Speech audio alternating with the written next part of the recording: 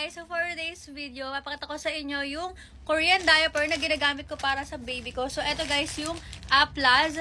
So dati nung small siya is bumili na rin ako ng ganito, and now guys, medium na yung baby ko. So guys, pag bumili kayo ng ganito, meron siyang freebie. Eto siya. Meron siyang kasamang free wipes. Ito yung pa freebie sa inyo. Tapos guys, sobrang affordable lang nito. Isang ganito guys is 50 pieces, and guys, 200 plus lang siya. Ayan, sobrang mura pa din niya. And ito guys, is tape to. Napakita ko sa inyo yung quality nito. Maglalagay ba tayo ng tubig? Sige, wait lang. So ito siya guys, nabuksan ko na, and maglalagay tayo ng tubig para sa water test.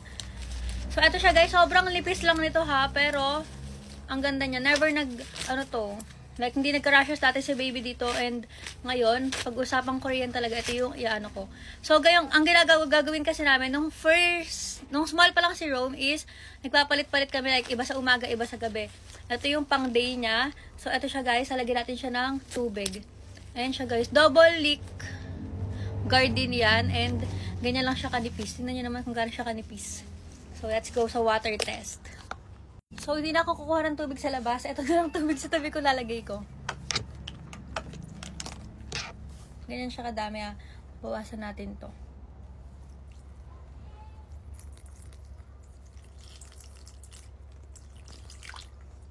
Yan, medyo tumapon-tapon lang siya.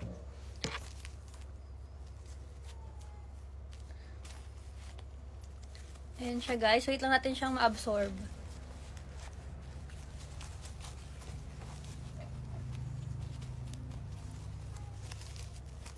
Ayan, bumigat na siya. Kasi syempre may laman, diba?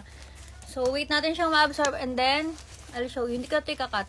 So, guys, ito, meron nga din pala siyang indicator kapag kailangan niya siyang palitan. So, kanina yellow yan kasi wala pa siya laman, diba? And now nagkalaman na siya, kaya nag-iiba na yung color niya. So, ayan na siya, guys. Hindi siya